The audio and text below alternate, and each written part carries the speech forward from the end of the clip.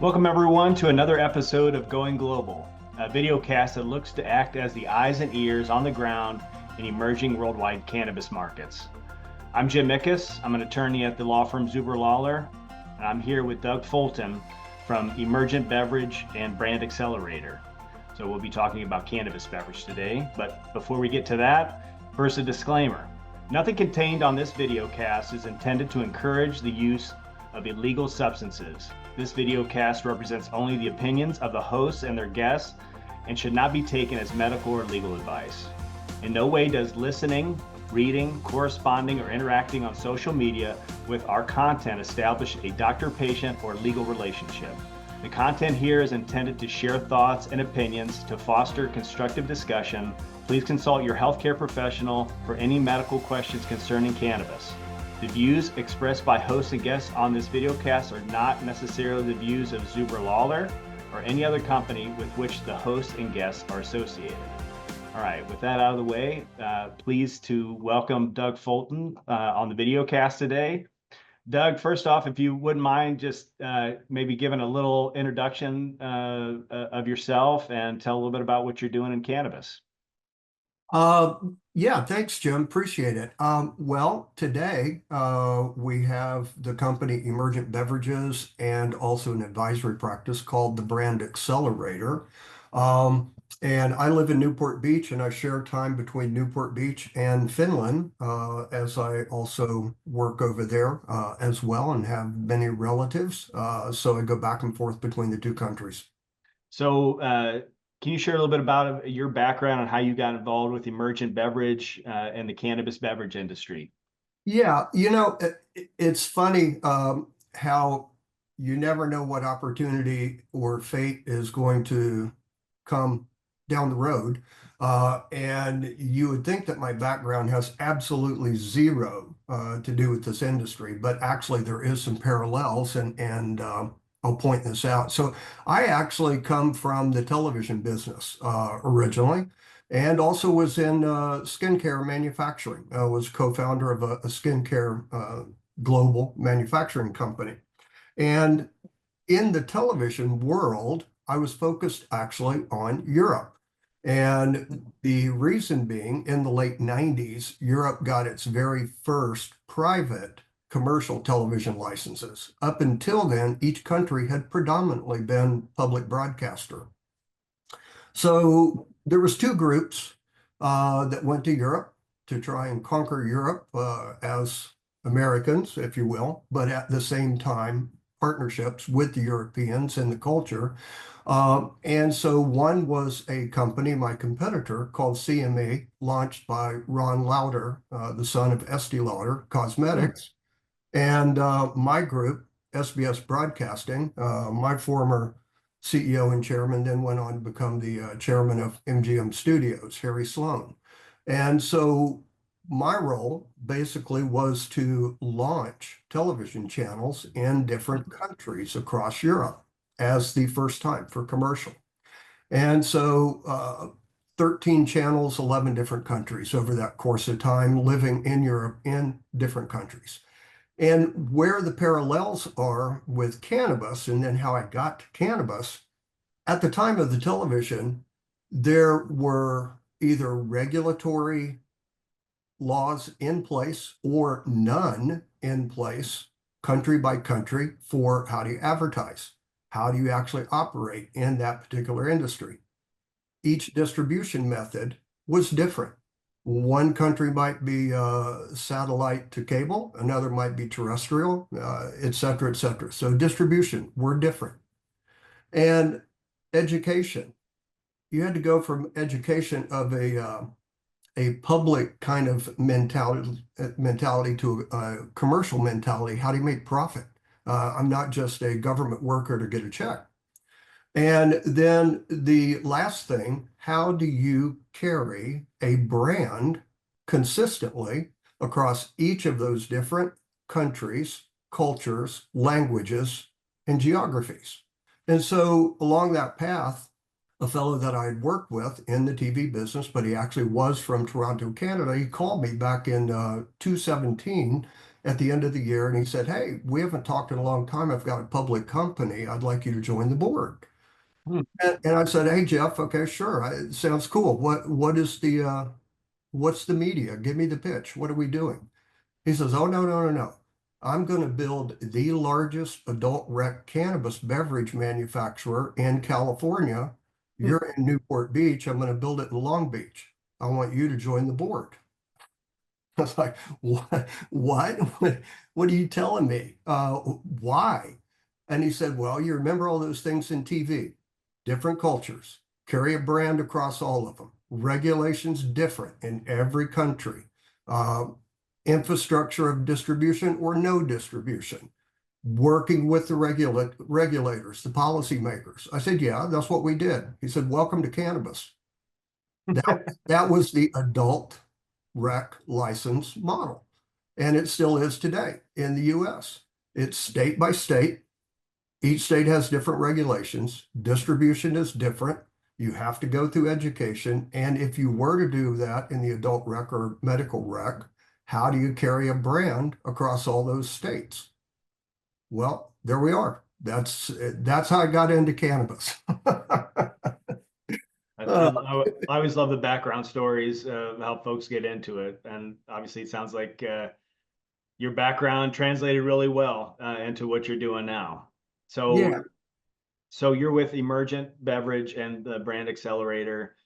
yeah. Uh, I know that the two companies, and for the folks watching this, I've actually had an opportunity to work with Doug on some projects. So I've seen him in action and how helpful he is to the brands that he's working with on the cannabis beverage side. So if you could maybe talk a little bit about like what Emergent's mission is, and also what the Brand Accelerator's mission is. Yeah, absolutely. And it's interesting because again, you know how everything evolves in your life. So to pick up the Brand Accelerator was first, and Emergent came, and how it all came about and what each does. Um, I had left Tinley, the public company, about 2.5 years ago. Had the opportunity to scratch my head and say, do I really want to stay in this crazy space, or do I want to look at something else?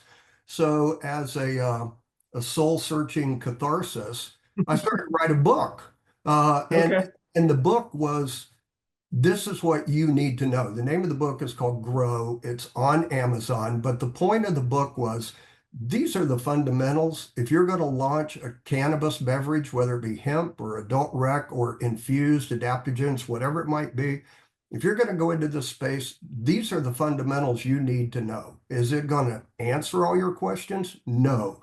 But if you don't know these things before you jump in the deep end of the pool, you're going to have a real tough time. So while I was writing the book, I started getting a lot of calls from brands that I had in fact made in the adult rec market. And they said, "Hey, what do you know about hemp? Because we see a bigger play. And can you help us?"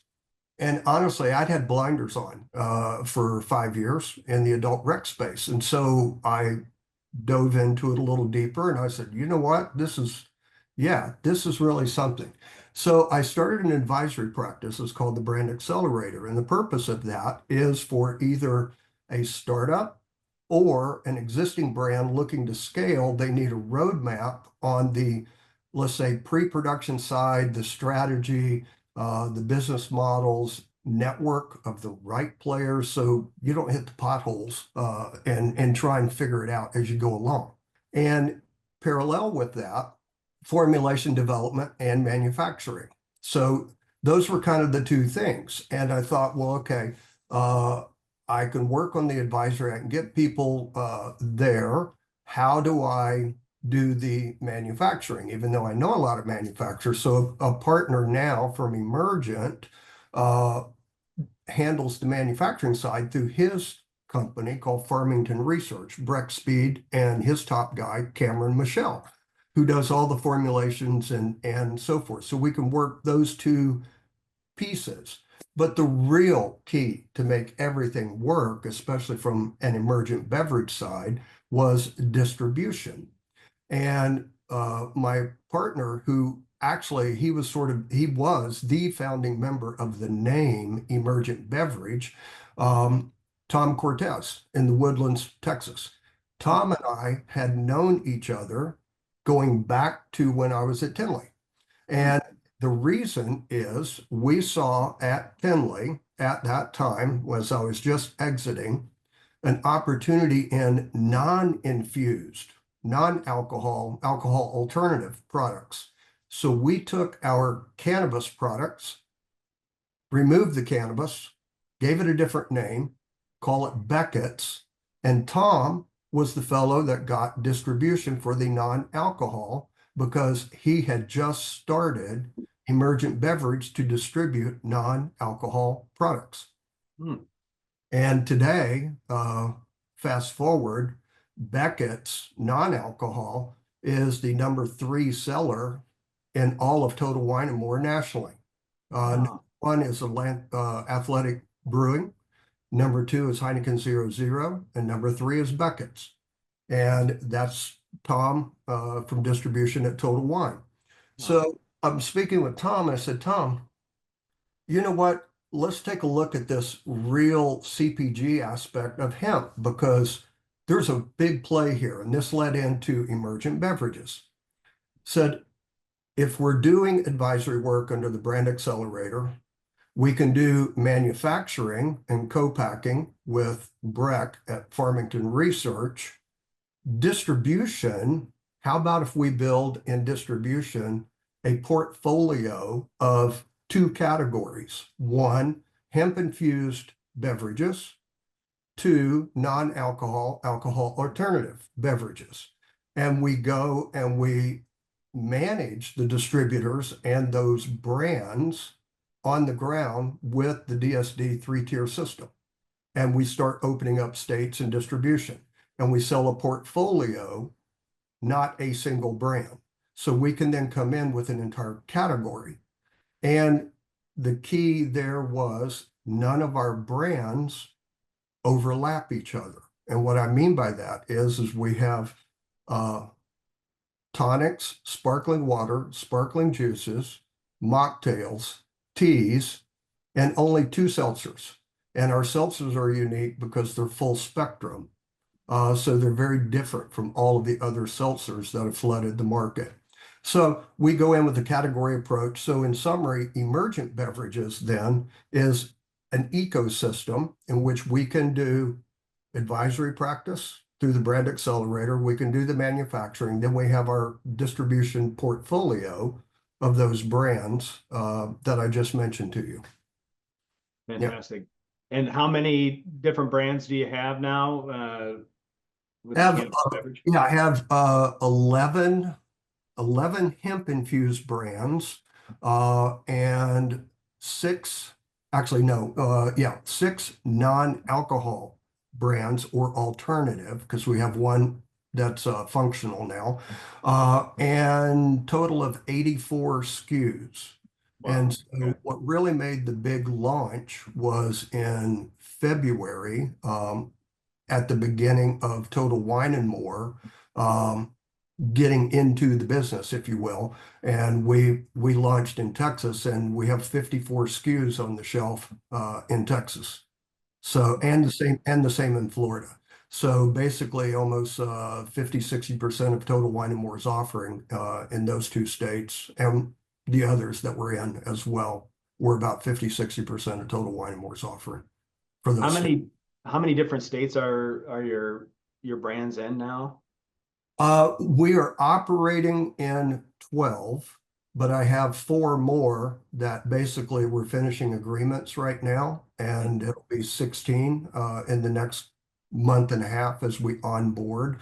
And we've done all of that primarily the course of this year and part of last year. And last year's objective was to get the footprint, educate, really build a system that we could cookie cut to the proper states. And then this year, the focus is in those states, deep penetration and growth. So now we cast the net. Now let's go deep. So I'm sure you've seen in the media, you track it. I saw an article, Newsweek, I believe it was last week, projecting that cannabis beverage set to hit 117 billion, I think it was, by 2032. And now it's, I think, 2.5, 3 billion market, and mostly in the United States. So obviously, there's going to be growth. When you hear numbers like that, based upon what you're seeing on the ground, is there some validity to that? Do you share that enthusiasm for the growth of the market? I share the enthusiasm. Yes. Do I believe it that large of a number? I'm not sure. Okay. And there's a couple factors that actually will determine whether it can just skyrocket like that. One, the biggest factor, as you've seen, we've been getting a little bit of pushback state by state recently of politicians wanting to make headlines to try and not ban or restrict or just something that sort of messes with the federal approval of the Farm Bill in that particular state. And I know you've been involved with it in your own state. So I think that's going to have some influence on the speed of growth. The second, actually, though, it is the Farm Bill. So Mhm. if the Farm Bill is renewed in 2026, as we all hope that it is, and through the lobby efforts, like with CABA, and I know you're involved with CABA as well, Coalition for Adult Beverage Alternatives. The whole purpose is to try and create proper regulation, proper taxation, and move this under the three-tier system for the alcohol distribution, because who knows better how to handle a regulated product and alcohol than alcohol people. They've done it since Prohibition. Um, and that could also encompass cannabis as well as hemp, because those distributors could take cannabis to the regulated channels, such as dispensaries, et cetera, and the hemp market to the consumers at grocery stores, retail, bars, on premise, et cetera. And in so doing, when that farm bill is renewed, that's the trigger point that all the corporate alcohol companies are waiting on before they jump in. I've been told that corporately from everyone I've talked to. So the minute that happens, then you're going to see big investment dollars. You're going to see more banks open, more financial open, more distributors with much more comfort come in, and you'll see an extreme acceleration. And those alcohol companies, they're not going to want to reinvent the wheel. And I'm talking like Constellation, Diageo, Molson Coors, Anheuser-Busch. They're gonna they're gonna be looking for groups they can invest in or acquire Right. because they want to hit the ground running. But that's what they're waiting on, and I think that's then where you're going to see the real skyrocket for So the if you're a brand now and interested in being acquired potentially down the road by a bigger player like a Molson, what do you think maybe give us 5 tips on best way to get your brand set up for success and maybe a meaningful acquisition? what they're going to look at, the big companies. Um, they're going to look at distribution. What do you have? And out of the United States, and even though 2 of the states right now are off the table, out of the United States, basically the states that control 70% of volume of liquid.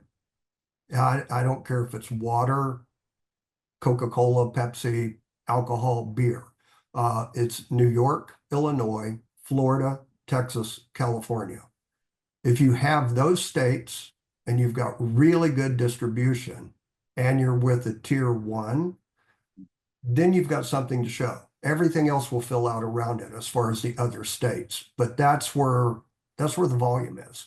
Now, New York's off the table at the moment because New York's a mess, regulatory wise. California got pulled off politically. I think it will come back. I think it'll probably be 6 to 8 months, but it will come back because the demand is too much there. And behind the scenes, the legislators are now trying to figure out how to regulate it and tax it. When those come back into play, and Illinois is in play, even though it's a little bit of gray area at the moment, but when those are completely, red light, yellow light, green light, when those are green light, then game on. That's where the real volumes are going to be. Are you sensing that the green light is inevitable? Yeah, yeah. I think we're way past as a couple of the alcohol guys have said that the genie's out of the bottle. It's too big now. And so it's just a matter now of shocking headlines. We're going to ban this, we're going to do this, we're going to do that. And then you go and you talk logically and you get real regulation in place and taxation in place. And now you have a system that works. So right now that's kind of being done state by state, even though it has a federal umbrella, but it's still a fight. And as soon as the federal umbrella on the Farm Bill gets cleared up, then I think it's, again, game on. So if you were, I guess, king for a day and you could create a national hemp-derived THC beverage legal rubric, how would you do it? What do you think needs to be done to appropriately and rationally regulate this industry? Well, the regulation, I think they need to have a dosage cap. We're suggesting 10 milligrams and below be for the hemp consumer overall. 10 milligrams and above could be for dispensaries. This is what our lobby focus is. And then the COAs, the testing, to make sure the lab testing and everything from third parties are done exactly right.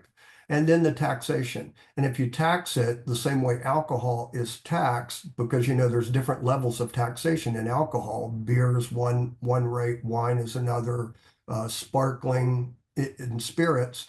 You can look at it that way. It's a very easy model to understand, and it's a model that Washington is familiar with. So if we can just get that in, that's from a regulatory point of view. Then from a brand's perspective, they need to take their time. Do not chase the shiny object. I've seen too many brands want to scale wide too quickly. Then they don't have the capital to scale. The wind comes along, they get blown over because they can't support what they just grew. So best advice in the world is start in your own backyard, get it going well. When you have tested enough marketing strategies, enough manufacturing, enough being in the community, speaking with people and opening doors and have your distribution model that's really working and tastings and all those things, Right. then you cookie cutter it to the next state you want to go. And now you have a process. Of course, you're going to adapt culturally a little bit for each state because there's some nuances in each market, but you have your foundations and your model. You have to, in the beginning, if you're a startup and it's just a one or two person operation, make sure that you budget in not only starting from your COGS, then your profit margin, but make sure you budget in a sales, marketing, promotional budget, and then the percentage for the distributor so you have a complete path.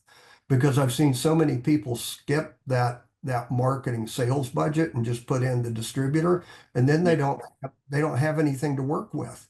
And you have to have that in there. So even in the beginning, you may not be with a distributor, you may be doing it self-fulfilling, you may be doing things, but have those margins built. So then when you do, you're not having to reprice and go back to clients you already have and say, oh, I have to change things. You don't want to do that. That's great advice. And I've seen a lot just in cannabis overall. It seems that the companies that start out in a state and they stick to it and they grow their brand in their state and grow their production and just fine tune their business and best practices. Yeah. I my mother used to say, stick to your knitting, and do it that way, as opposed to, one state kind of playing whack-a-mole with each state that opens up and going license chasing while you still don't have your business really stood up appropriately. Those Correct. businesses that are license chasing seem to not do as well as the ones that they really hunker down, and grow their business. So I think that's really sound advice, and Yeah. it's easy to get Yeah. that wanderlust a little bit and want to try to take your brand everywhere.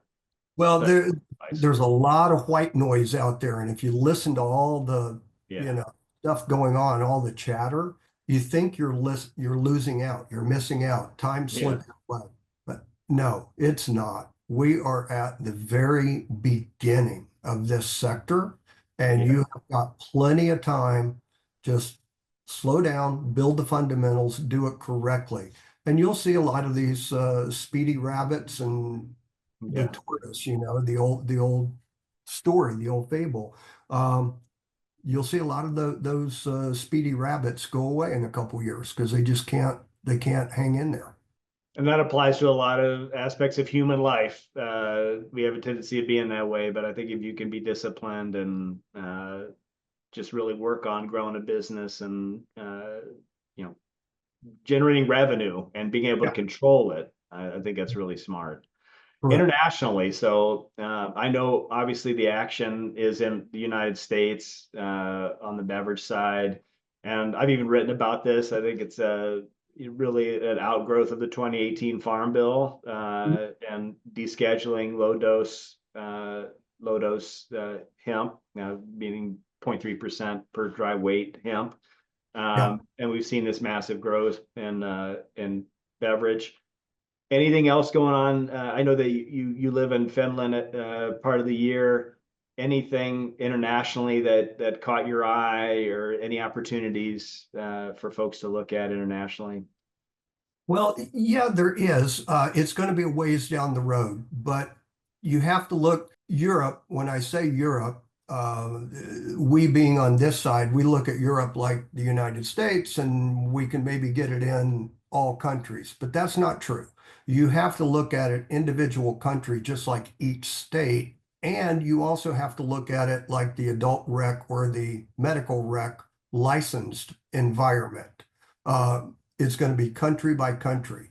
Mhm. There's not going to be a magic wand that says, "Oh, I can take on all the EU." That won't happen, not for a long time.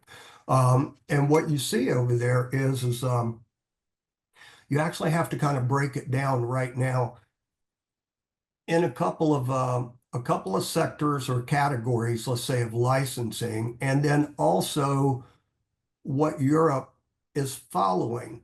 Europe on their regulatory and their thinking, and hopefully it accelerates and they learn from our mistakes in the US.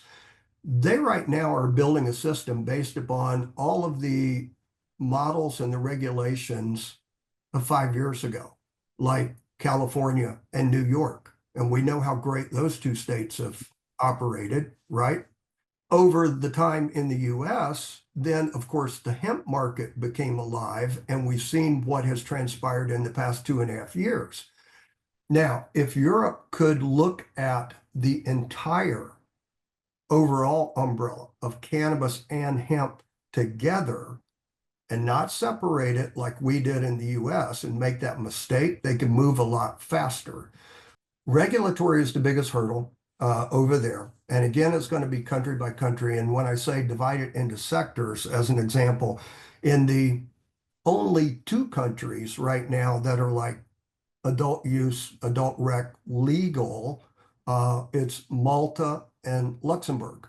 Hmm. And Luxembourg is really good. And they actually are doing a sort of a two-stage development plan where they've got the regulation. Now they're working on how do they commercialize the dispensaries and so forth. And for the banking world, my personal opinion, go to Luxembourg. Don't mess with Switzerland. Don't go to Luxembourg. But in personal opinion. Okay. Now, that is your only two countries that I could say are actually adult use rec legal.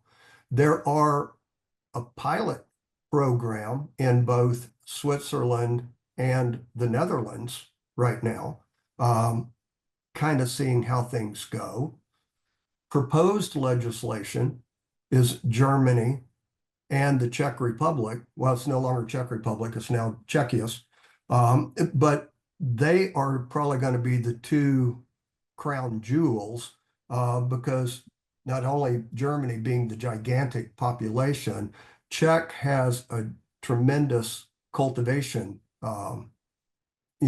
industry that supplies Germany a lot. Okay. So they have a hand-in-hand relationship. So Germany has proposed legislation that the first half has passed where it says, yeah, we want to do this, but the second half has not passed that says, okay, how are we going to do this? The commercialization properties of it, and how do we distribute, and so philosophically, yes, they want to. Do they know how? No, they don't. And that's from a legal perspective, what they have to get the framework in. Then you've got a handful of countries that have not proposed legislation, but you can tell their thoughts are wanting to go that way because they've decriminalized cannabis. And so that's like Spain, Italy, Belgium, Croatia, Slovenia, Estonia. Those are all decriminalized now, but they don't have regulations and they don't have any proposed legislation. This is sort of their process. So the bottom line of all that is each country is going to be different. Each country's in a different stage. If they really study what's happened in the US of cannabis and hemp and actually bring it together, it will accelerate in each of those countries. If they don't do that and learn from that, then they're going to go through the painful process, just like we did in the US, where they set up all the rules for flour, gummies, edibles, and they never thought of beverage. Right. It's like, beverage? You mean you can do that? Well, yeah. And beverage is completely different in its whole operating system, its mechanisms, its thinking, everything about it. So then it comes in as an afterthought, and they have to then do add-ons and tag-alongs to existing regulation that they currently have, which then may make it really difficult for beverage. So that's sort of the lay of the land of what each country is doing and where and why. And the UK hasn't moved forward on cannabis per se, but the UK did make a pretty good headway in the CBD world, and they did get some CBD products on the shelves at retailers. An old friend of mine from television actually owns the largest CBD growing farm and brand in the UK. It's called Dragonfly. Okay.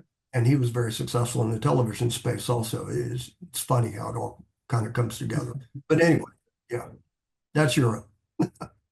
So we're going to be wrapping up here momentarily, but just maybe a few more questions, Doug. So get out your crystal ball. 5 years, where do you see this heading in beverage? Well, in the US, it's going to skyrocket because of the Farm Bill. I think also that influence will have a huge dramatic influence on Europe. And one of the things in Europe that actually they were first, not the US, they were first at the alcohol alternative, the non-alc beverages. The UK really cracked a home run entering that market several years ago. And that also led to adaptogens and functional beverage space. So I think Europe is very, very far advanced in the non-alcohol and the functional, and that's now starting the new sector in the US. But because that's established in Europe, I think that lends momentum now for the low dose, the hemp to come in if they can get the regulation correctly. Because the foundation's been set, the right consumer groups are buying that, and so those profiles are there. So that's where I see. And I think by 5 years, I think Europe will be at a stage where it's moving, it's working. It won't be anywhere near the volumes of what we are in the US yet, but there'll be enough countries and enough people getting into it that it'll make it happen. Yeah. I just think of the logic of a cannabis beverage. People love to drink things when they're socializing, and I know everybody, when they think about cannabis, they think about joints and people smoking it. Yeah. But with what's happened with tobacco smoking in most places, you can't do that. So the logical choice would be a beverage. Yeah. So I agree. I share your sentiments. I think it's a runaway train. We need to get the legislation right, so that some of the folks, a lot of the big investment banks and other industries that want to get in don't feel as exposed, and there's brighter lines in terms of what can be done. For instance, in Ohio, where I'm located, if you look at the actual regulations associated with liquor and beer licenses, you're not supposed to have the consumption of narcotics on premises. But many folks don't realize that in the 2018 Farm Bill, low dose THC cannabis was descheduled. Yes. Those regulations on liquor licenses really shouldn't apply. But until legislature stands up and makes it clear, you're going to see a lot of folks standing on the sidelines. But I think it's inevitable, just like you do. And me personally, I know I'm busy every day from the legal side, servicing beverage clients, which I love doing, and I love their excitement that they have about entering this space. And I know you're helping a few of them too, and I know they appreciate you. And certainly, I love digging into this with you today. And I appreciate you sharing your knowledge and in your experience with our viewers. And hopefully, we're going to have part two of this discussion at some point in time. And hopefully, Yeah. at that time, cannabis beverages all through Europe and maybe the Far East and beyond. So Yeah. it's an Yeah. exciting time to definitely be part of this industry. I think it's right at the beginning, and you're right, Jim. It's got a real bright future. It's the right time to be in. Everything is timing, and it's fun. I really enjoy it. So just keep the fundamentals, keep focused. Don't listen to the white noise. You'll be good. Right. That's all it is. Yeah, And that applies to many aspects of life, that's for sure. boy, So for yeah, sure. Yeah, that's right. yeah. Well, thank you, Doug. I appreciate you being on today. And I want to thank my firm, Zuber Lawler, for allowing me to do this and participate in these discussions. They're very enlightening and interesting. And with that being said, thank you, Doug, and everybody have a good rest of your day. Thanks. I appreciate it.